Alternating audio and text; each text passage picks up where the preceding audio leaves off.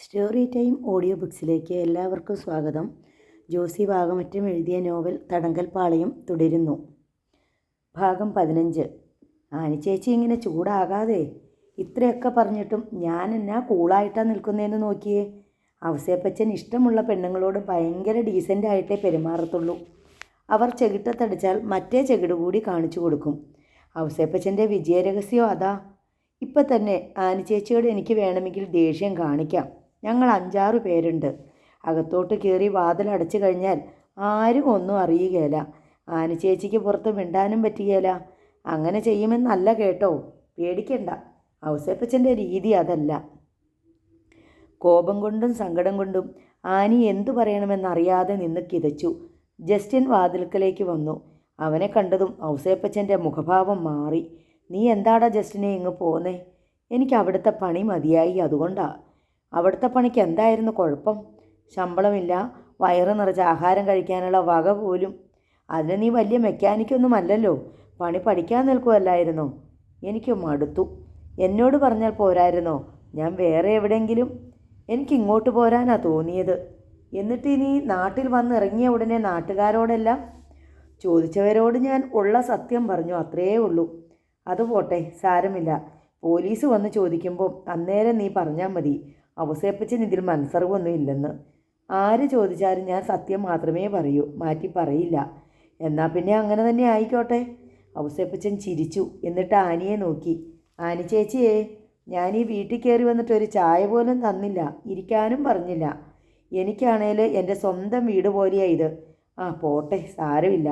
ഔസേപ്പച്ചൻ അപ്പോൾ തന്നെ മടങ്ങി. രാത്രി ഔസേപ്പച്ചന് ശശിശങ്കർ ഒത്തുകൂടി.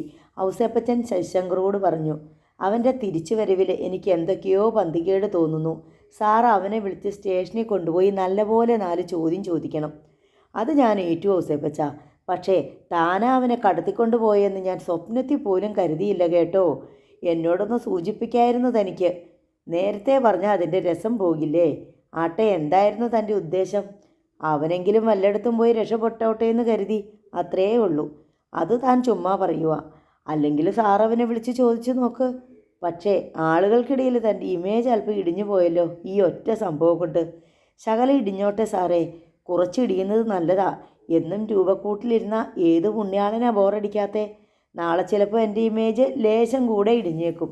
അതെന്താ കേസ്? സാറ് നാളെ നോക്കിക്കോ.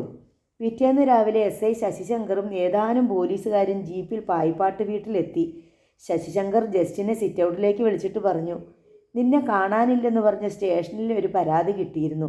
നീ തിരിച്ചു വന്നെന്ന് കേട്ടപ്പോൾ ഒന്ന് അന്വേഷിക്കേണ്ട ചുമതലയുണ്ടല്ലോ ഞങ്ങൾക്ക്. നീ ഏതായാലും ഞങ്ങളുടെ കൂടെ സ്റ്റേഷനിലോട്ടൊന്ന് വാ, ഒരു ഒപ്പിടണം. സാർ, അതിന് അവനൊരു കുറ്റവും ചെയ്തിട്ടില്ലല്ലോ?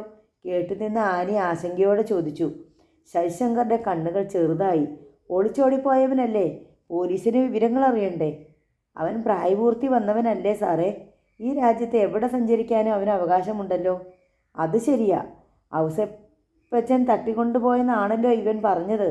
ഔസേപ്പച്ചൻ മാത്രമേ ഉള്ളോ അതോ മറ്റാരെങ്കിലും ഇതിൻ്റെ പിറകിലുണ്ടോ എന്ന് അന്വേഷിക്കണം. വല്ല മാഫിയയോ മയക്കുമരുന്ന് റാക്കറ്റോ. ഔസേപ്പച്ചൻ തട്ടിക്കൊണ്ടുപോയെന്ന് പറഞ്ഞില്ല, കൂട്ടിക്കൊണ്ടുപോയെന്നേ പറഞ്ഞുള്ളൂ.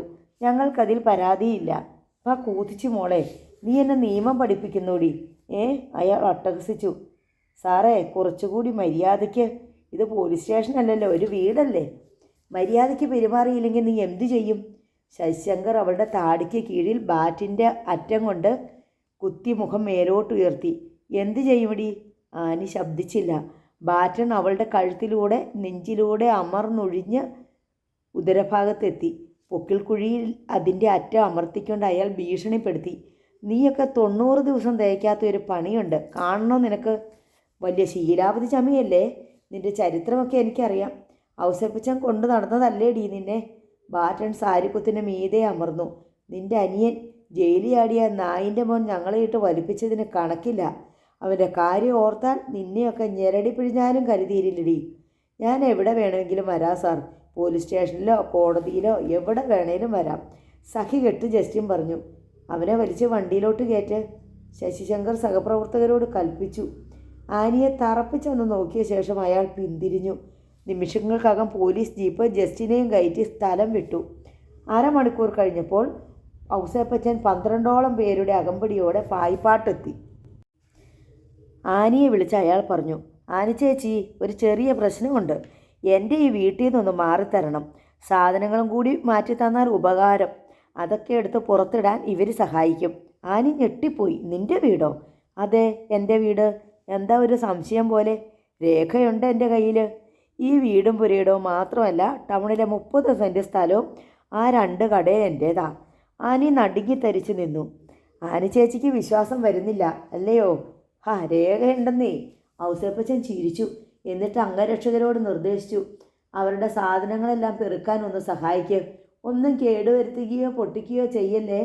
ആ റോഡരിയിൽ കൊണ്ടുപോയി ഇട്ടാൽ മതി. വയ്യാത്ത ഒരു തള്ളയും കാണും, അതും എടുക്കാൻ മറക്കല്ലേ. എന്നാൽ പിന്നെ വേഗം പണി തുടങ്ങിക്കൂ. സമ്മതിക്കില്ല ഞാൻ. ചതിയായത്. എൻ്റെ വീട്ടിൽ കയറാൻ ഞാൻ സമ്മതിക്കില്ല. ആനി വേഗം അകത്ത് കയറി വാതിലടയ്ക്കാൻ ഭാവിച്ചു. ബോൾട്ട് ഇടും മുമ്പേ ഔസേപ്പച്ചൻ അത് തള്ളി തുറന്നു. ആനിക്കിടെ കൈക്ക് പിടിച്ച് മുറ്റത്തേക്ക് വലിച്ചുകൊണ്ടുപോയി. ഇനി ഈ വീട്ടിനകത്ത് കയറല്ലേ. സാധനങ്ങളൊക്കെ ഞങ്ങൾ പെറുക്കി തന്നോളാം. ഔസേപ്പച്ചൻ്റെ ആൾക്കാർ വീട്ടുസാമാനങ്ങൾ ചുവന്ന് റോഡിൽ എത്തിക്കാൻ തുടങ്ങി. ആനി വീട്ടുമുറ്റത്ത് നിന്ന് പൊട്ടിക്കരഞ്ഞു. പായിപ്പാട്ട് വീട്ടിലെ കുടിയിറക്കം മിക്കവാറും പൂർത്തിയായി കഴിഞ്ഞിരുന്നു. വീട്ടിലുണ്ടായിരുന്ന സാധനങ്ങൾ മുഴുവൻ ഔസേപ്പച്ചൻ്റെ ആൾക്കാർ ചുവന്ന റോഡിൽ എത്തിച്ചു. സൂസമ്മയെ താങ്ങി പിടിച്ച് നടത്തിക്കൊണ്ട് വരികയായിരുന്നു. അവർ വീട്ടിൽ നിന്ന് ഇറങ്ങാൻ കൂട്ടാക്കാതെ തന്നാലാവുന്നതുപോലെ കുതിറുകയും കരയുകയും ചെയ്യുന്നുണ്ടായിരുന്നു. റോഡരികിൽ നല്ല തണുപ്പിലുള്ളിടത്ത് കട്ടിലിട്ട് അവരെ അങ്ങോട്ട് കിടത്തിയേക്ക് ഔസേപ്പച്ചൻ നിർദ്ദേശിച്ചു. അയാളുടെ ആൾക്കാർ അതക്ഷരം പ്രതി അനുസരിച്ചു. ആനി തൻ്റെ കുഞ്ഞിൻ്റെ കൈ പിടിച്ച് റോഡ് വക്കിൽ നിന്ന് കരയുന്നുണ്ടായിരുന്നു. ആനിയുടെ മകൻ എന്താണ് സംഭവിക്കുന്നതെന്ന് മനസ്സിലാകാതെ ഭയന്നും ദുഃഖിച്ചും വീടിന് നേർക്ക് നോക്കി നിന്നു. കുടിയിറക്ക് കാണാൻ അയൽവാസികളുടെ ചെറുതും വലുതുമായ സംഘങ്ങൾ പായിപ്പാട്ട് വീട്ടുമുറ്റത്തും റോഡിലും കൂടിയിരുന്നു. വിവരം കേട്ടറിഞ്ഞ് ടൗണിൽ നിന്ന് വരെ ആളുകൾ എത്തിച്ചേർന്നു. സമീപവാസികളുടെ എണ്ണവും പെരുകി. ഇതെന്തൊരു അനീതി ഔസേപ്പച്ച. ഒന്നുമല്ലേലും അവർ സ്ത്രീകളല്ലേ. ആ തള്ളയാണെങ്കിൽ സൂക്കേടുകാരി. അവരെ കയ്യെ പിടിച്ച് പെരുവഴിയിലോട്ട് ഇറക്കി വിടുന്നത് മര്യാദയാണോ? തോമസ് ചേട്ടൻ ചോദിച്ചു. നിങ്ങളെ ഞാൻ ഇറക്കി വിട്ടോ? ഇല്ലല്ലോ. നിങ്ങളുടെ ഭാര്യയെ മക്കളെ ഇറക്കി വിട്ടോ? വെറുതെ മറ്റുള്ളവരുടെ കാര്യത്തിൽ ഇടപെടണ്ട. പോയി അവനെൻ്റെ പണി നോക്ക്. ഔസേപ്പച്ചൻ ക്രുദ്ധനായി. എന്നാലും ഇത് അക്രമമല്ലേ ഔസേപ്പച്ച? അക്രമമാണെങ്കിൽ നിങ്ങൾ പോലീസ് സ്റ്റേഷനിൽ കൊണ്ടുപോയി കേസ് കൊടുക്ക്. അക്രമം തടയാനാ പോലീസുകാർ. ഇങ്ങനെ കണ്ണിച്ചോരയില്ലാതെ പെരുമാറാൻ നിനക്ക് എങ്ങനെ മനസ്സ് വരുന്നു? കണ്ണിൽ ചോരയും വെച്ചുകൊണ്ടിരുന്നാൽ എൻ്റെ ആഫീസ് പൂട്ടിപ്പോകും. വന്നുകൂടിയവരിൽ ഭൂരിപക്ഷം പേരും പായിപ്പാട്ടുകാരുടെ പക്ഷം ചേർന്ന് സംസാരിച്ചു. വിൻസെൻ്റ് കൊലപ്പുള്ളിയും ജയിൽ ചാടിയനും ഒക്കെ ആണെങ്കിൽ തന്നെയും ആ പാവപ്പെട്ട 2 സ്ത്രീകൾ എന്തു പിഴച്ചുവെന്ന് അവർ പരസ്പരം ചോദിക്കുന്നുണ്ടായിരുന്നു. ഓർക്കാപ്പുറത്ത് പെരുവഴിയിലേക്ക് ഇറക്കപ്പെട്ട അവരുടെ നിസ്സഹായാവസ്ഥയും അവിടെ ചർച്ചാ വിഷയമായി. ചിലർ ഔസേപ്പച്ചനോട് അനുരഞ്ജന സംഭാഷണത്തിന് ശ്രമിച്ചുവെങ്കിലും ഔസേപ്പച്ചൻ ആരെയും അടുപ്പിച്ചില്ല. സൂസമ്മയ്ക്കും ആനിക്കും കുട്ടിക്കും അനുകൂലമായി ഒരു സഹതാപ തരംഗവും രോഷവും നാട്ടുകാർക്കിടയിൽ രൂപം കൊള്ളുകയായിരുന്നു. ആളുകളുടെ പിൻബലം കൂടിയപ്പോൾ തോമസ് ചേട്ടന് ശൗര്യമായി. അയാൾ വീണ്ടും ഔസേപ്പച്ചനെ സമീപിച്ചു. അല്ല ഔസേപ്പച്ച, ഈ വീടും പറമ്പും നിൻ്റെ വകയാണെന്ന് പറഞ്ഞല്ലോ. അത് ഏത് വകയിലാണെന്ന് അറിഞ്ഞാൽ കൊള്ളാം. പൊതുജനാഭിപ്രായം തനിക്കെതിരെ തിരിയുന്നത് അപകടമാണെന്ന് ഔസേപ്പച്ചന് മനസ്സിലായി. ഇവിടെ കൂടുതൽ നേരം നിൽക്കുന്നത് പന്തിയല്ലെന്ന് തോന്നി. ഏത് വകയിലാണുള്ളതെന്ന് ഞാൻ വേണ്ടപ്പെട്ടവരെ അറിയിച്ചിട്ടുണ്ട്. ആരാ ഈ വേണ്ടപ്പെട്ടവർ? ഈ അടുത്ത കാലം വരെ നീയല്ലേ ഈ കുടുംബത്തിലെ കാര്യങ്ങൾ നോക്കിക്കൊണ്ടിരുന്നേ? ആനിയുടെ കൊച്ചിനെ ചികിത്സിച്ചതും പിന്നീട് കേസ് നടത്തിയതും എല്ലാം നീയല്ലേ? എന്നിട്ടിപ്പം നീ എന്തിനീ ദുഷ്ടതരം കാണിക്കുന്നു എന്നാ മനസ്സിലാകാത്തെ? അത് ഞങ്ങളൂടെ ഒന്ന് അറിയണ്ടേ? ഒന്നുമില്ലേലും ഞങ്ങളും ഈ നാട്ടുകാരല്ലേ. പാല് കൊടുക്കണ കൈക്ക് തിരിഞ്ഞു കൊത്തുന്ന പാമ്പെന്ന് കേട്ടിട്ടില്ലേ തോമസ് ചേട്ടൻ? അത്തരം ജാതികളാണ് ഇവർ. ഞാൻ ഈ കുടുംബം എൻ്റെ കുടുംബം പോലെ നോക്കിയതാ. എന്നിട്ട് അവസാനം എൻ്റെ നേരെ തിരിഞ്ഞേക്കുന്നു. പിന്നെ എന്നെ ഈ വീട്ടുമുറ്റത്ത് കേറ്റില്ലത്രേ. ഒളിച്ചോടിപ്പോയ ഒരുത്തൻ തിരിച്ചു വന്ന് ഞാൻ തട്ടിക്കൊണ്ടു പോയതാണെന്ന് നാടൊട്ടുക്ക് പറഞ്ഞു വരുത്തിയിരിക്കുന്നു. എനിക്കിതിൻ്റെ വല്ല കാര്യവുമുണ്ടോ? സ്നേഹിച്ചാൽ നല്ലവനാ ഔസേപ്പച്ചൻ, ദ്രോഹിച്ചാൽ ചെകുത്താനാകാനും മടിയില്ല. അതൊന്ന് ബോധ്യപ്പെടുത്തി കൊടുക്കുകയാണ് ഞാനിവർക്ക്. വെറുതെ ആരെങ്കിലും ഇല്ലാവചനം പറയൂ ഔസേപ്പച്ച. നീയല്ലേ ജസ്റ്റിനെ കോയമ്പത്തൂർ വിളിച്ചുകൊണ്ട് പോയി താമസിപ്പിച്ചേ? അതുതന്നെയാ പ്രശ്നം. ഒരുത്തനെ പച്ചജീവനെ കൂടെ കൊന്നവൻ്റെ അനുജനാ ജസ്റ്റിൻ. അവൻ അതും പറയും, അതിലപ്പുറവും പറയും. നന്ദിയില്ലാത്ത വർഗം. ഔസേപ്പച്ചൻ കോപം ഭാവിച്ചു പറഞ്ഞു. ആ ചെറുക്കൻ അത്രയും പറഞ്ഞതിനാണോ നീ അവനെ പോലീസിനെ അയച്ച് പിടിപ്പിച്ചത്? അവനെ ലോക്കപ്പിലിട്ട് തല്ലി ചതച്ചാൽ നിനക്ക് തൃപ്തിയാകുമോ? സത്യം എന്താണെന്ന് എല്ലാവരും ഒന്ന് അറിയട്ടെ. ഔസേപ്പച്ചൻ തൻ്റെ അനുചരന്മാരെ വിളിച്ചിട്ട് ഉടൻ തന്നെ നിർദ്ദേശം കൊടുത്തു. വീടിൻ്റെ വാതിലെല്ലാം വേഗം പൂട്ടിക്കോ. ഇനി ഇവിടെ നിൽക്കണ്ട. ഔസേപ്പച്ചൻ്റെ ആൾക്കാർ പോയി വീട് അടച്ചു പൂട്ടി താക്കോൽ കൊണ്ടുവന്ന് ഔസേപ്പച്ചൻ്റെ കയ്യിൽ കൊടുത്തു. ഔസേപ്പച്ചൻ അതുമായി ടാറ്റ സഫാരിയിൽ കയറി. അയാളുടെ അനുചരന്മാരും കയറി. അങ്ങനെ അങ്ങ് പോകാൻ വരട്ടെ. ഇതിനൊരു സമാധാനമുണ്ടാക്കിയിട്ട് പോയാൽ മതി ഔസേപ്പച്ച. തോമസ് ചേട്ടൻ വണ്ടിയുടെ മുന്നിൽ കയറി നിന്നു. നിങ്ങൾ എന്നാ സമാധാനം വേണമെങ്കിലും ഉണ്ടാക്കിക്കോ, എനിക്ക് നേരമില്ല. ഔസേപ്പച്ചൻ വണ്ടി സ്റ്റാർട്ട് ചെയ്തു. നീ പൂട്ടിയിട്ട ഈ വീട് ഞങ്ങൾ കുത്തി തുറന്ന് ഇവരെ അകത്ത് കയറ്റി താമസിപ്പിച്ചാൽ നീ എന്തോ ചെയ്യും? തോമസ് ചേട്ടൻ വിളിച്ചു പറഞ്ഞു. എൻ്റെ അനുവാദമില്ലാതെ ഈ വീടിൻ്റെ മുറ്റത്ത് കയറുന്നവൻ അഴിയെണ്ണും, അത്രേ ഉള്ളൂ. ഇക്കൂട്ടത്തിൽ ആർക്കാ അതിന് ധൈര്യമുള്ളതെന്ന് വച്ചാൽ കാണട്ടെ. ഔസേപ്പച്ചൻ വണ്ടി മുന്നോട്ടെടുത്തു. അത് മുളങ്കര ടൗണിലേക്കുള്ള റോഡിലൂടെ ഓടിച്ചു പോയി. ആൾക്കൂട്ടം സൂസമ്മയുടെയും ആനിയുടെയും ചുറ്റും കൂടി. എന്താ ഇതിൻ്റെയൊക്കെ അടിസ്ഥാനം? നിങ്ങൾ ഔസേപ്പച്ചനും വീടും സ്ഥലവും തീരെഴുതി കൊടുത്തതാണോ? തോമസ് ചേട്ടൻ അവരോട് ചോദിച്ചു. ഞങ്ങൾ ആർക്കും ഒന്നും എഴുതി കൊടുത്തിട്ടില്ല, ആനി തറപ്പിച്ചു പറഞ്ഞു.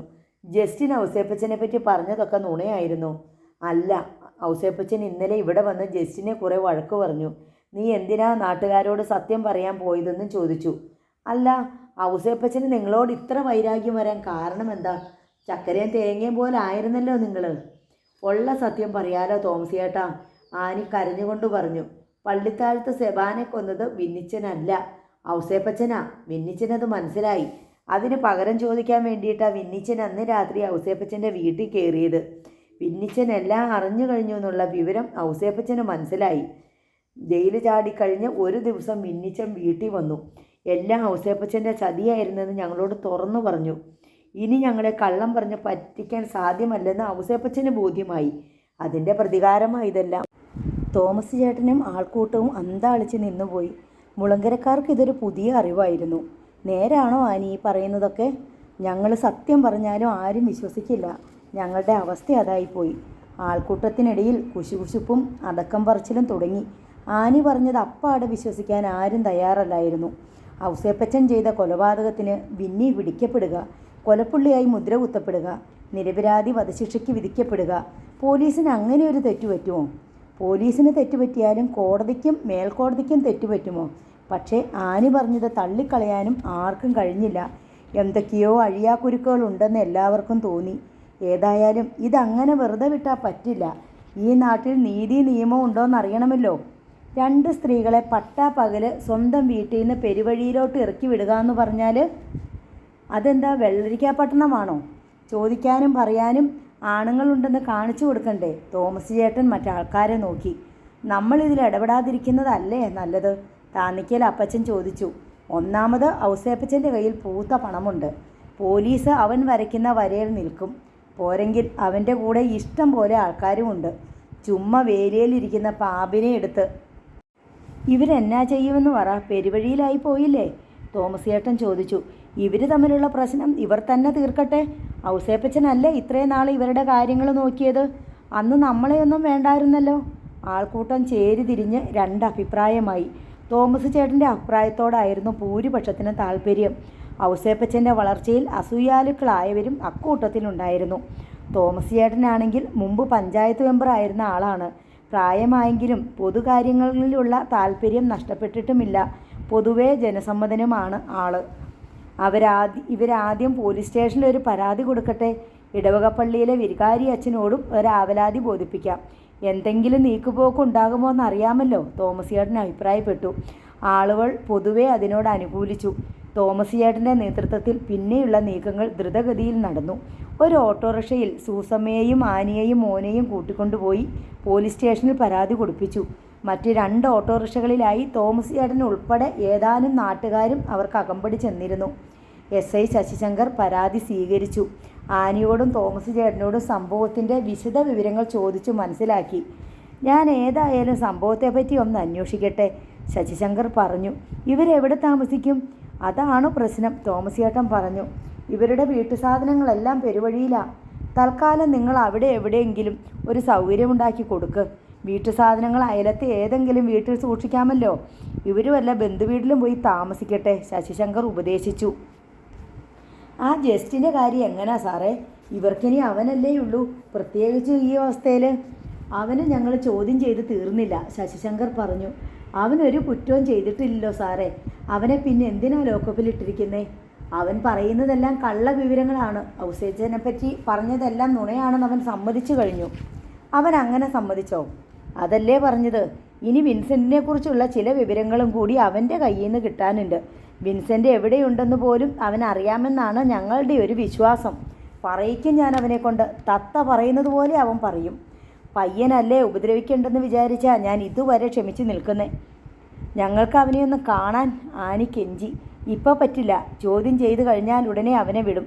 തോമസ് ചേട്ടനും കൂട്ടരും ആനിയും സൂസമ്മയെയും കൂട്ടി അവിടെ നിന്ന് ഇറങ്ങി. ഇനി പള്ളിയിൽ ചെന്ന് വികാരിയച്ഛനെ കണ്ടൊരു പരാതി അവിടെയും കൊടുക്കാം, തോമസ് ചേട്ടൻ പറഞ്ഞു. കൂടെയുണ്ടായിരുന്ന നാട്ടുകാർ അവിടെ വെച്ച് തന്നെ പിരിഞ്ഞു. വികാരി അച്ഛനെ കാണാൻ പോകാൻ തോമസ് ചേട്ടൻ മാത്രമേ ആനിയോടും സൂസമ്മയോടും ഒപ്പം ഉണ്ടായുള്ളൂ. സംഭവമെല്ലാം വിസ്തരിച്ച് കേട്ട ശേഷം വികാരിയച്ഛൻ സൂസമ്മയോടും ആനിയോടും അനുഭാവപൂർവ്വം പറഞ്ഞു, ഞാൻ ഔസേപ്പച്ചനെ വിളിച്ചൊന്ന് സംസാരിക്കട്ടെ. അവൻ്റെ ഭാഗം കൂടി കേട്ടിട്ട് വേണ്ടത് എന്താണെന്ന് വെച്ചാൽ ചെയ്യാം. തോമസ് ചേട്ടൻ ആനിയെയും സൂസമ്മയെയും കൂട്ടി പള്ളിയിൽ നിന്നും മടങ്ങി. റോഡരികിൽ നിരത്തിയിട്ടിരുന്ന വീട്ടുസാമാനങ്ങൾക്കടുത്ത് ഓട്ടോറിക്ഷ നിന്നു. ആനി സൂസമ്മയെ താങ്ങി പിടിച്ച് ഇറക്കി റോഡരികിൽ കിടന്ന കട്ടിലിൽ ഇരുത്തി. തോമസ് ചേട്ടൻ ഓട്ടോ കൂലി കൊടുത്തു. ഓട്ടോറിക്ഷ തിരിച്ചുപോയി. ഒടുക്കം താൻ മാത്രമേ ഇവരോടൊപ്പമുള്ളൂ എന്ന് കണ്ടപ്പോൾ തോമസ് ചേട്ടന് നിരാശയായി.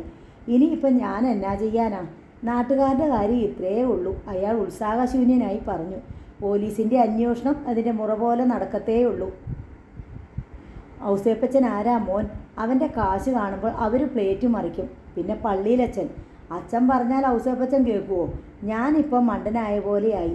താന്നിക്കൽ അപ്പച്ചൻ പറഞ്ഞ പോലെ ഇതിൽ ഇടപെടേണ്ടായിരുന്നെന്ന് തോന്നുന്നു. ആനി ഒന്നും മിണ്ടിയില്ല. സാധനങ്ങൾ വേണമെങ്കിൽ പെറുക്കി തൽക്കാലം എൻ്റെ തിണ്ണയിലോട്ടിടാം, പക്ഷെ കിടപ്പാടം വേറെ കണ്ടുപിടിക്കണം, തോമസ് ചേട്ടൻ പറഞ്ഞു. ആനി അതിനും ഉത്തരം പറഞ്ഞില്ല. എന്നാൽ പിന്നെ ഞാൻ അങ്ങോട്ട് ചെല്ലട്ടെ. തോമസ് ചേട്ടനും പോയി. വയ്യാത്ത അമ്മയുടെയും തിരിച്ചറിവിന് പാകമാകാത്ത മകൻ്റെയും നടുവിൽ ആ വഴിയോരത്ത് ആനി പകച്ചു നിന്നു. റിസീവർ എടുത്ത് കാതോട് ചേർക്കുമ്പോൾ തന്നെ സീമ ജോൺസണ് സംശയമുണ്ടായിരുന്നു. സംശയം അസ്ഥാനത്തായില്ല. മറുവശത്ത് അവൾ വിൻസെൻറ്റിൻ്റെ ശബ്ദം കേട്ടു. ഹലോ, ഞാനാണ് സീമേ. അവൾ സംസാരിക്കുന്നതിനിടയിൽ ചുറ്റും നോക്കി. വിൻസെൻറ്റിൻ്റെ പേര് താൻ അറിയാതെ എങ്ങാനും ഉച്ചരിച്ചു പോകുമോ എന്നായിരുന്നു അവളുടെ പേടി. എവിടുന്നാ വിളിക്കുന്നേ? ഞാൻ കോയമ്പത്തൂരിൽ നിന്ന്. കുഴപ്പമൊന്നും ഉണ്ടായില്ലല്ലോ? ഇല്ല. നാഗരാജിനെ കണ്ടോ? ഇല്ല. പിന്നെ എവിടെ താമസിക്കുന്നു? താമസം അവിടെ തന്നെയാ. നാഗരാജിൻ്റെ പെങ്ങളുണ്ട്. പെങ്ങളോ? 2 നിമിഷം മൗനമായി നിന്നിട്ട് അവൾ വീണ്ടും ചോദിച്ചു, ചെറുപ്പക്കാരിയാണോ? പെങ്ങള് മാത്രമല്ല, അമ്മയും കൂടി ഉണ്ട് സീമേ. ഇപ്പോൾ അതല്ല പ്രശ്നം. എനിക്ക് സീമയെ അത്യാവശ്യമായിട്ടൊന്ന് കാണണം. അത് പറ്റില്ല. വിന്നിച്ചൻ ഉടനെ ഇങ്ങോട്ട് വരുന്നത് അപകടമാണ്. പക്ഷേ എനിക്ക് സീമയെ കണ്ടേ തീരൂ. കുറച്ചുകൂടി ക്ഷമിക്കുക സീമേ. എനിക്കിവിടെ താമസിക്കാനൊരിടമില്ല. നാഗരാജിൻ്റെ വീടില്ലേ, അയാളുടെ പെങ്ങളുമുണ്ടെന്നല്ലേ പറഞ്ഞത്? പക്ഷേ now she is A prostitute. പലതരത്തിലുള്ള ആളുകൾ വരുന്ന സ്ഥലമാണ്. ഇവിടം സുരക്ഷിതമല്ല. സീമ വല്ലാതെയായി. വിൻസെൻറ്റിനെ എങ്ങനെ സഹായിക്കുമെന്ന് അവൾക്ക് മനസ്സിലായില്ല. എന്നെ കാണേണ്ട ആവശ്യം എന്താണെന്ന് പറഞ്ഞാൽ? കുറച്ച് കാര്യങ്ങൾ നേരിട്ട് സംസാരിക്കാനുണ്ട്. ചില തീരുമാനങ്ങൾ എടുക്കണം. എല്ലാറ്റിനും സീമയുടെ സഹായം കൂടിയേ തീരൂ. ഒരു നിമിഷം ഒന്ന് നിർത്തിയിട്ട് അവൻ തുടർന്നു, സീമയ്ക്ക് കോയമ്പത്തൂർക്ക് വരാൻ പറ്റുമോ? ഞാൻ അങ്ങോട്ട് വരാനോ? സീമ പരിഭ്രമിച്ചു പോയി. നമുക്കിവിടെ വെച്ച് മീറ്റ് ചെയ്യാം. ഇവിടെ ഈ സീമയ്ക്ക് ചിലത് ചെയ്യാനുണ്ട്. ഞാൻ ഒറ്റയ്ക്ക് അങ്ങോട്ട് വരില്ല. ഞാൻ വീട്ടിലെന്ത് പറയും? ഓഫീസിൽ എന്ത് പറയും? അതൊന്നും നടക്കുന്ന കാര്യമല്ല. വീട്ടിലും ഓഫീസിലും എന്തെങ്കിലും കാരണം പറയാമല്ലോ. വല്ല ഫീച്ചർ തയ്യാറാക്കാനോ മറ്റോ പോവുകയാണെന്ന്. തൃശ്ശൂരിൽ നിന്ന് കോയമ്പത്തൂർക്ക് 4 മണിക്കൂർ യാത്രയല്ലേ ഉള്ളൂ. രാവിലെ 7-ന് പുറപ്പെട്ടാൽ 11 മണിക്ക് മുമ്പെത്താം. വൈകിട്ട് 6 മണിക്കോ 7 മണിക്കോ ഇവിടുന്ന് തിരിച്ചാൽ രാത്രി 10-ന് മുമ്പ് വീട്ടിലെത്തുകയും ചെയ്യും. സീമ നഖം കടിച്ച് ആലോചിച്ചു. മറുപടിക്കായി വിൻസെൻ്റ് കാക്കുകയാണെന്ന് അവൾക്ക് മനസ്സിലായി. ഞാനൊന്ന് ആലോചിക്കട്ടെ. ഉറപ്പൊന്നും തരില്ല ഞാൻ. അതുപോരാ, ഉറപ്പായിട്ടും സീമ വരണം. ഞാൻ അവിടെ വന്ന് കാണാൻ തക്ക കാരണം എന്താണെന്നറിയാതെ. റിസീവറിൽ അല്പനേരത്തെ മൗനം. വീണ്ടും വിൻസെൻറ്റിൻ്റെ സ്വരം. സീമേ, നാഗരാജിനെ കാണാതായിട്ട് 3.5 വർഷത്തോളമായിരിക്കുന്നു. കൃത്യമായി പറഞ്ഞാൽ 97 നവംബർ 23-ാം തീയതി. സീമയ്ക്ക് അത് കേട്ടപ്പോൾ അരിശം വന്നു. നിങ്ങളിപ്പോൾ സ്വന്തം തടി രക്ഷിക്കാൻ നോക്കുകയാണോ അതോ നാഗരാജിനെ തപ്പി നടക്കുകയാണോ? എൻ്റെ പ്രാണരക്ഷയാണിതും. അതും ഇതും തമ്മിൽ എന്താ ബന്ധം? സീമേ, ഞാൻ കൊലപ്പെടുത്തി എന്ന് പറയുന്ന പള്ളിത്താഴത്ത് സെബാൻ്റെ ശരീരം ബെൻസ് കാറിൽ കത്തിക്കരിഞ്ഞ നിലയിൽ കണ്ടത് 97 നവംബർ 25-നാണ്. സെബാസ്റ്റിനെ പോലെ തന്നെ ചെറുപ്പമായിരുന്നു നാഗരാജ്. അവരുടെ ശരീരക്കൂറും ഏതാണ്ട് ഇതുപോലെ തന്നെ. കുളിര് കോരിയിട്ടതുപോലെ സീമയുടെ ശരീരത്തെ ഓരോ രോമകൂപങ്ങളും ഉണർന്നു. വിന്നിച്ചൻ എന്താ ഈ പറഞ്ഞുകൊണ്ട് വരുന്നത്? അമിതമായ ഉദ്യോഗത്താൽ അവളുടെ സ്വരം പതറി. കാറിൽ വന്ന ആരോ നാഗരാജനെ കൂട്ടിക്കൊണ്ടു പോവുകയായിരുന്നു. പിന്നീട് ആരും നാഗരാജനെ കണ്ടിട്ടില്ല. വിന്നിച്ച, അതിൻ്റെ അർത്ഥം? അവളുടെ ചുണ്ടുകൾ വിറകൊണ്ടു. സീമ വിചാരിക്കുന്നത് പോലെ സെബാസ്റ്റ്യന് പകരം കൊല്ലപ്പെട്ടത് നാഗരാജായിരിക്കാം. ബോഡി കത്തിക്കരിഞ്ഞിരുന്നതിനാൽ ആരാണെന്ന് തിരിച്ചറിയാൻ പറ്റുമായിരുന്നില്ല. അപ്പോൾ സെബാസ്റ്റ്യൻ, അവൻ ഇപ്പോഴും ജീവിച്ചിരിപ്പുണ്ടാവണം ലോകത്തെവിടെയെങ്കിലും. ജീസസ്! സീമയ്ക്ക് പിന്നെ നിമിഷങ്ങളോളം മിണ്ടാനായില്ല. സീമേ, ഞാൻ ലൈനിൽ തന്നെയുണ്ട് വിന്നിച്ച. ഒരു നിമിഷത്തിന് ശേഷം അവൾ ചോദിച്ചു, അത് നാഗരാജിൻ്റെ ബോഡി ആയിരുന്നിരിക്കാം എന്നുള്ളതൊരു സങ്കല്പം മാത്രമല്ലേ വിന്നിച്ച? തെളിവ് എന്തെങ്കിലും ഉണ്ടോ? നാഗരാജിനെ കാണാതായതിന് പിന്നിലെ ഗ്രൗണ്ട്സ്, അങ്ങനെ എന്തെങ്കിലും? തെളിവുകൾ ഇവിടെ കാണും, അത് തേടി പിടിക്കണം. നാഗരാജ് ജോലി ചെയ്തിരുന്ന ലെയ്ത്ത്, അയാളോടൊപ്പം ജോലി ചെയ്തിരുന്ന വടവള്ളിക്കാരൻ സുബ്രഹ്മണ്യൻ, നാഗരാജിനെ കാണാതായതിൻ്റെ പേരിൽ നടന്ന പോലീസ് അന്വേഷണവും കേസും എല്ലാം ഇവിടെ അന്വേഷിച്ച് നടന്ന് കളക്ട് ചെയ്യണം. എനിക്കിവിടുത്തെ പോലീസ് സ്റ്റേഷനുകളിലും പത്രം ഓഫീസുകളിലും വർക്ക്ഷോപ്പുകളിലും കയറി ഇറങ്ങി നടക്കാൻ പറ്റുമോ? ഒരുപാട് മലയാളികളുള്ള നഗരമാണ് കോയമ്പത്തൂർ എന്ന് സീമയ്ക്ക് അറിയാമല്ലോ. അതുകൂടാതെ ആയിരക്കണക്കിന് നാട്ടുകാർ ഇവിടെ വന്നു പോകുന്നുമുണ്ട്.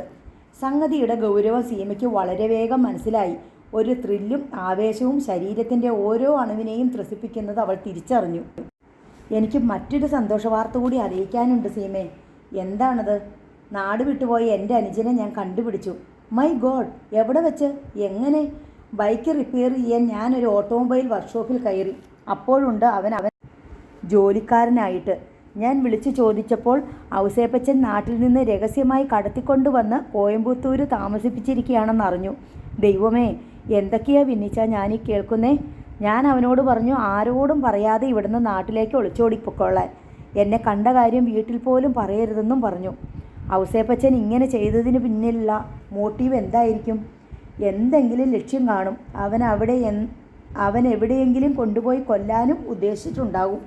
ഭാവിയിൽ അവനെന്തെങ്കിലും സംശയം തോന്നിയിട്ട് ഒരു ഭീഷണിയായി വന്നുകൂടുന്നില്ലല്ലോ. ഞാൻ എന്താ വിന്നിച്ച ചെയ്യേണ്ടത്? ഞാൻ ആദ്യമേ പറഞ്ഞല്ലോ, സീമ ഇവിടെ വരണം. നാഗരാജനെ കാണാതായ സംഭവം ഒന്ന് അന്വേഷിക്കണം. പിന്നെ എന്താ? സീമയെ എനിക്കൊന്ന് കാണണം. എനിക്കൊരു ധൈര്യത്തിന്, ഒരാശ്വാസത്തിന്. ഹൃദയത്തിൽ എവിടെയോ ഒരു കൊച്ചു നിലാത്തിരി കത്തി അണഞ്ഞത് അവൾ അറിഞ്ഞു. എന്നെ കണ്ടാൽ എന്താ ആശ്വാസമാണ് കിട്ടുക? സീമ എന്നെ ഇൻ്റർവ്യൂ ചെയ്യാൻ അന്ന് ജയിലിൽ വന്നത് ഓർക്കുന്നുണ്ടോ? നരകക്കുഴിയിൽ മരണം കാത്ത് കിടക്കുകയായിരുന്നു ഞാനന്ന്. സീമ വന്ന ആ ദിവസമാണ് രക്ഷയുടെ ഒരു പ്രകാശരശ്മി ആദ്യമായിട്ട് എൻ്റെ മേൽ വീണത്. പിന്നെ സീമയുമായി ഉണ്ടായ ഓരോ കൂടിക്കാഴ്ചയും എനിക്ക് ഭാഗ്യം കൊണ്ടുവന്നു. ജയിലിൽ നിന്ന് ഞാൻ രക്ഷപ്പെട്ടു. കഴിഞ്ഞ ദിവസം ഞാൻ വീട്ടിൽ വന്ന് സീമയെ കണ്ടില്ലേ? അതിനുശേഷമുണ്ടായ ഭാഗ്യമല്ലേ എൻ്റെ അനുജനെ കണ്ടെത്തിയതും നാഗരാജൻ്റെ കഥയറിഞ്ഞതും. സീമ ഒരു കോരിത്തെരിപ്പോടെ കേട്ടുകൊണ്ടിരുന്നു. നമ്മൾ ഒന്നിച്ചു പഠിച്ചിരുന്ന കാലത്ത് ഞാൻ സീമയെ ഒരുപാട് ദ്രോഹിച്ചിട്ടുണ്ടോ? അതെന്താണ് ഇങ്ങനെയൊരു ചോദ്യം? അല്ല, ഞാനൊരു അഭ്യർത്ഥിയെപ്പോലെ ഓരോ തവണയും സീമയുടെ അടുക്കൽ വന്ന് സഹായത്തിന് യാചിക്കുമ്പോഴും ആരോ എൻ്റെ തെറ്റുകൾ ക്ഷമിക്കുന്നത് പോലെ, ആരോ എന്നെ അനുഗ്രഹിക്കുന്നത് പോലെ. സീമയുടെ മിഴികൾ പെട്ടെന്ന് നിറഞ്ഞുപോയി. ലോക്കൽ ഡെസ്കിലെ എഡിറ്റർ ഐപ്പ് പീറ്റർ ക്യൂബിക്കിളിന് മുന്നിലൂടെ കടന്നു പോകുമ്പോൾ സീമയെ നോക്കി. ഇയാളെന്താ ഫോണും കയ്യിൽ പിടിച്ചുകൊണ്ട് കരയുന്നോ? ഇല്ല സാർ, രാവിലെ മുതൽ കണ്ണിലൊരു നീറ്റൽ, പുകച്ചിൽ. സീമ പെട്ടെന്ന് പുഞ്ചിരി വരുത്തി. കർച്ചീഫ് കൊണ്ട് കണ്ണുകൾ ഒപ്പി. ഐ ഡ്രോപ്സ് വല്ലതും വാങ്ങിച്ച് 2 തുള്ളി ഒഴിച്ചു നോക്ക്. ഐപ്പ് പീറ്റർ കടന്നുപോയി. അതുകൊണ്ടാണ് സീമേ ഞാൻ പറഞ്ഞത്. വിൻസെൻറ്റിൻ്റെ വികാരഭരിതമായ സ്വരം വീണ്ടും റിസീവറിൽ നിന്ന് കേട്ടു. സീമയെ എനിക്കൊന്ന് കാണണം. ഞാൻ വരാം. ഷുവർ, സംശയിക്കേണ്ട. I am ready to come. Okay. നാളെ എവിടെ വരണം ഞാൻ? സ്ഥലവും സമയവും ഞാൻ പിന്നെ വിളിച്ചറിയിക്കാം. ഓക്കെ. സീമ റിസീവർ വെച്ചു. മർദ്ദനമേറ്റ അവശനായി കഴിഞ്ഞിരുന്നെങ്കിലും ജസ്റ്റിൻ ഒരേയൊരു കാരണത്തിൽ തൻ്റെ നിലപാടിൽ ഉറച്ചു തന്നെ നിന്നു. വിന്നിച്ചായനെ താൻ പോലീസിന് ഒറ്റിക്കൊടുക്കുകയില്ല. നിരപരാധിയായ തൻ്റെ ജ്യേഷ്ഠൻ ജയിൽ ചാടി. അദൃശ്യമായ ഒരു കൊലക്കയറും കഴുത്തിലിട്ട് ഓരോ നിമിഷവും പോലീസിനെ ഭയന്ന് ഓരോരുത്തരെയും സംശയത്തോടെ മാത്രം നോക്കി തെരുവുകളിലൂടെ നീങ്ങുന്ന കാഴ്ച അവന് മനക്കണ്ണിൽ കാണാമായിരുന്നു. ചോദ്യത്തിന് ഉത്തരം പറയടാ. ജസ്റ്റിൻ്റെ തലമുടിക്ക് കുത്തിപ്പിടിച്ച് തല അങ്ങോട്ടും ഇങ്ങോട്ടും ഉലച്ച് ലോക്കപ്പിൻ്റെ ചുമരിലേക്ക് ഒരിടി ഇടിച്ചിട്ട് ശശിശങ്കർ വീണ്ടും ചോദിച്ചു, കോയമ്പത്തൂർക്ക് നീ ഒളിച്ചോടിയതാണോ അതോ ഔസേപ്പച്ചൻ നിന്നെ കടത്തിക്കൊണ്ടുപോയി ഒളിച്ചു താമസിപ്പിച്ചതാണോ? ചുവരിൽ തലയിടിച്ചപ്പോൾ തലച്ചോറിലുണ്ടായ മുഴക്കം അവസാനിക്കാൻ നിമിഷങ്ങളെടുത്തു. SI ശശിശങ്കറിൻ്റെ ചോദ്യം വളരെ അകലെ നിന്നാണെന്ന് അവന് തോന്നി. തലച്ചോറിൽ ഒരു തണുത്ത ചൂളംവിളി മാത്രം. ഔസേപ്പച്ചനാ എന്നെ കൊണ്ടുപോയത്. ഒന്നുകൂടെ ആലോചിച്ച് നോക്കിക്കേടാ പൊന്നുമോനെ, ഒന്നുകൂടെ. ശശിശങ്കറിൻ്റെ കൈ നെഞ്ചിലൂടെ ഉഴിഞ്ഞ് അവൻ്റെ വയറിലെത്തി. പൊക്കിൾക്കുഴിയിലേക്ക് വലതു കൈയുടെ നടുവിരൽ തിരികെ കടത്തി. നാഡികളെല്ലാം വലഞ്ഞു പൊട്ടുന്നത് പോലുള്ള ഒരു കഠിന വേദന. ഞരമ്പുകളുടെ കെട്ട് കൂട്ടിപ്പിടിച്ച് വലിച്ചു മുറുക്കുന്ന പോലെ. ഔസേപ്പച്ചൻ കൊണ്ടുപോയതാണോടാ? അല്ല, ഞാൻ ഒളിച്ചോടിയതാ. ശശിശങ്കർ കൈവിരൽ ഊരിയെടുത്തു. ജസ്റ്റിൻ ചുരുണ്ടുകൂടി നിലത്തേക്കിരുന്നു. മാന്യന്മാരായിട്ട് ജീവിക്കുന്നവരെ പറ്റി ഓരോ കള്ളത്തരങ്ങൾ പറഞ്ഞുണ്ടാക്കി നാടുനീളെ പാടിക്കൊണ്ട് നടക്കലാണ് നിന്റെ പരിപാടി അല്ലേടാ? ശശിശങ്കർ കാൽമുട്ടുയർത്തി അവൻ്റെ നാഭിയിൽ 2 കുത്തുകുത്തി. കാലൊടിഞ്ഞ നായ മൂങ്ങുന്ന പോലെ ഒരു ശബ്ദമേ അവനിൽ നിന്ന് പുറത്തു വന്നുള്ളൂ. ശശിശങ്കറിൻ്റെ കാൽമുട്ടിന് ഭിത്തിക്കുമിടിയിൽ അവൻ്റെ വയർ ഞെരിഞ്ഞു. ഒച്ചയെടുത്ത് കരയാൻ പോലുമുള്ള കരുത്ത് അവനുണ്ടായിരുന്നില്ല.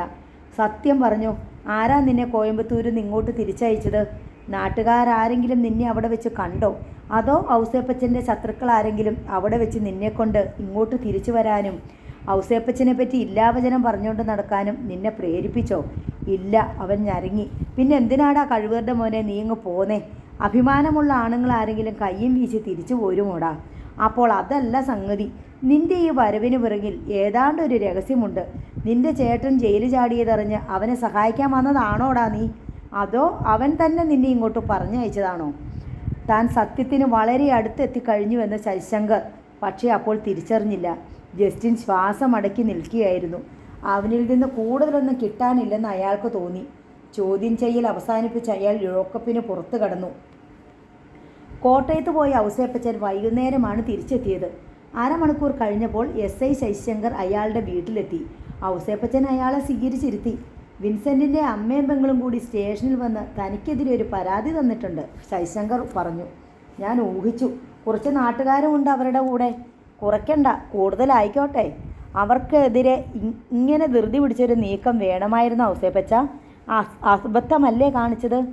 ഒരബദ്ധവും ഔസേപ്പച്ചൻ കാണിക്കാറില്ല. നാട്ടുകാരെല്ലാം കൂടി തനിക്കെതിരെ തിരിഞ്ഞാൽ എന്തു ചെയ്യും? ഒരുത്തനും എനിക്കെതിരെ തിരിയേല. തിരിയുന്നവനെ ഒതുക്കാൻ ഔസേപ്പച്ചൻ അറിയാം സാറേ. പരാതി കിട്ടിയ സ്ഥിതിക്ക് പോലീസിനൊന്നും ചെയ്യാതിരിക്കാൻ മേല. ഒരന്വേഷണം നടത്തി വരുമ്പോൾ താൻ പ്രതിക്കൂട്ടിലാകരുത്. ആര്? ഔസേപ്പച്ചനോ? ആ സ്ഥലവും വീടും എൻ്റേതാണെന്നതിന് രേഖയുണ്ട് സാറേ, അതുപോരെ? അത് ശരിയായിരിക്കും. പക്ഷേ നാട്ടുകാരെല്ലാം കൂടി ബലമായിട്ട് വീട് തുറന്ന് അവരെ കയറ്റി താമസിപ്പിച്ചാൽ ഒരു ചുക്കും ചെയ്യുകയില്ല. കോടതിയിൽ ചെന്ന് ഇഞ്ചക്ഷൻ ഓർഡറും വാങ്ങിച്ചുകൊണ്ട് ഔസേപ്പച്ചൻ വന്നിരിക്കുന്നേ. നാളെ കോടതിയിൽ നിന്ന് കമ്മീഷൻ വന്ന് നോക്കിയിട്ട് വീടും കയറ്റി മുദ്ര വയ്ക്കും. പിന്നെ ഒരുത്തനും അവിടെ കയറാനൊക്കില്ല. ആഹാ, താൻ അത്രയൊക്കെ ചെയ്തു കഴിഞ്ഞോ? എന്നാൽ ഇനി ഒന്നും പേടിക്കാനില്ല. ഞാൻ ഉദ്ദേശിച്ചതിനേക്കാളും ബുദ്ധിമാൻ ആണല്ലോ താൻ. പിന്നെ ഒന്നും കാണാതെ ഔസേപ്പച്ചൻ ഇതിനൊക്കെ ഇറങ്ങിത്തിരിക്കുമോ സാറേ? മിടുക്കനാടോ താൻ. തന്നെ പോലെയുള്ളവർക്കാണ് ഈ ലോകവും ജീവിതവും. ആ ചെറുക്കൻ്റെ വായിൽ നിന്ന് വല്ലതും വീണോ? ഔസേപ്പച്ചനല്ല അവനെ കോയമ്പത്തൂർക്ക് കൊണ്ടുപോയതെന്ന് സമ്മതിപ്പിച്ചിട്ടുണ്ട്. വേറെയൊന്നും കിട്ടിയില്ല അല്ലേ? അവനെ ഉടനെയൊന്നും പുറത്തു വിടണ്ട. ഔസേപ്പച്ചനോട് കളിച്ചാലുള്ള അനുഭവം എന്താണെന്ന് ലോക്കപ്പിൽ കിടന്ന് പഠിക്കട്ടെ. ഭാവിയിൽ അവനത് ഗുണം ചെയ്യും. തൻ്റെ ഇവിടുത്തെ ബാർ റൂമിലൊന്നും ഇരിപ്പില്ലേടോ? സാറിന് എന്താ വേണ്ടത്? ബ്രാൻഡി, വിസ്കി, റം, ജിൻ, വോഡ്ക, സ്കോച്ചില്ലേ? അതുകൊണ്ട് വാ. ഔസേപ്പച്ചൻ അയാളെ തൻ്റെ സ്വകാര്യ മുറിയിലേക്ക് കൂട്ടിക്കൊണ്ടുപോയി. ഗ്ലോബറ്റുകളിൽ വിസ്കി പകർന്ന് തണുത്ത സോഡ പൊട്ടിച്ചൊഴിച്ച ശേഷം ഐസ് ക്യൂബുകൾ എടുത്തിട്ടു. ചിയേഴ്സ് പറഞ്ഞ് 2 പേരും മദ്യചഷകം കയ്യിലെടുത്തു. ഒന്ന് സിപ്പ് ചെയ്തിട്ട് സംതൃപ്തമായ ചിരിയോടെ ശശിശങ്കർ പറഞ്ഞു, ഇതങ്ങോട്ട് കുടിക്കാൻ നേരത്ത് ഈ പൊങ്ങിക്കിടക്കുന്ന ഐസ് കട്ടുകൾ വന്ന് ചുണ്ടത്ത് മുട്ടുമ്പോഴത്തെ ഒരു സുഖം. ഔസേപ്പച്ചൻ ചിരിച്ചു. എടോ, പിന്നൊരു കാര്യം. എന്തോ പെട്ടെന്ന് ഓർത്ത പോലെ ശശിശങ്കർ പറഞ്ഞു. സെബാനെ കൊന്നത് താനാണെന്ന് ആ വിൻസെൻറ്റിൻ്റെ പെങ്ങൾ നാട്ടുകാരോടൊക്കെ പറഞ്ഞു എന്ന് കേട്ടു. ഔസേപ്പച്ചൻ്റെ മുഖത്തൊരു ഭാവപകർച്ചയുണ്ടായി. ഓഹോ, അങ്ങനെ പറഞ്ഞോ? പറയട്ടെ. ശശിശങ്കർ ഒരു ഇറുക്കുകൂടി മദ്യം കഴിച്ചു. അവൾ പറയുന്നതിൽ എന്തെങ്കിലും സത്യമുണ്ടോ ഔസേപ്പച്ച? ശശിശങ്കർ അയാളെ സൂക്ഷിച്ചു നോക്കി. താനാണോ സെബാനെ തട്ടിയത്? ഔസേപ്പച്ചൻ ശശിശങ്കറിൻ്റെ കണ്ണുകളിലേക്ക് നോട്ടമുറപ്പിച്ചു. ആണെങ്കിലെന്താ? കൂസലന്യുള്ള ആ മറുചോദ്യം ശശിശങ്കറെ തെല്ലമ്പരിപ്പിച്ചു. സെബാന തട്ടിയത് ഞാനാ. എങ്കിലെന്താ സാറേ കുഴപ്പം? ആരെങ്കിലും ഇനിയും ഈ കേസ് കുത്തിപ്പൊക്കുവോ? എന്നെ ഏതെങ്കിലും കോടതി തൂക്കിക്കൊല്ലാൻ വിധിക്കുമോ? അവൻ്റെ കഴുത്തിലിട്ട കൊലക്കയർ ഊരിയെടുത്ത് എൻ്റെ കഴുത്തിലിടുമോ? ശശിശങ്കർ ഗ്ലോബറ്റിൽ സൂക്ഷിച്ചിരുന്ന മദ്യം ഒറ്റ വലിക്ക് മൂന്തി. എന്നിട്ട് എഴുന്നേറ്റു. ആഹാ, സാറ് പോകുവാണോ? ഇരിക്കു സാറേ, നമുക്ക് ഈ കുപ്പി അങ്ങ് തീർത്തേക്കാം. ഇല്ല ഔസേപ്പച്ച, എനിക്ക് ചെന്നിട്ട് ലേശം പണിയുണ്ട്. എന്നാൽ പിന്നെ സാറ് പോ. ആ ചെറുക്കനെ ഉടനെയൊന്നും വിട്ടയക്കരുത്. എന്തെങ്കിലും ഒരു ചാർജ് അവൻ്റെ പേരിൽ എഴുതിയിട്. 2 ദിവസം കഴിഞ്ഞ് ഒതുക്കത്തിൽ കോടതിയിൽ ഹാജരാക്കിയാൽ മതി. ജാമ്യത്തിൽ ഇറക്കാനൊന്നും ആരും വരില്ല. നേരെ സബ് ജയിലിലോട്ട് പോട്ടെ. അല്ലെങ്കിൽ പിന്നെ അവനെ വിടുമ്പോൾ എന്നോടൊന്ന് പറഞ്ഞാൽ മതി. ഞാൻ വന്ന് അവനെ കൂട്ടിക്കൊണ്ട് പോയിക്കോളാം. നോവൽ നാളെ വീണ്ടും തുടരും.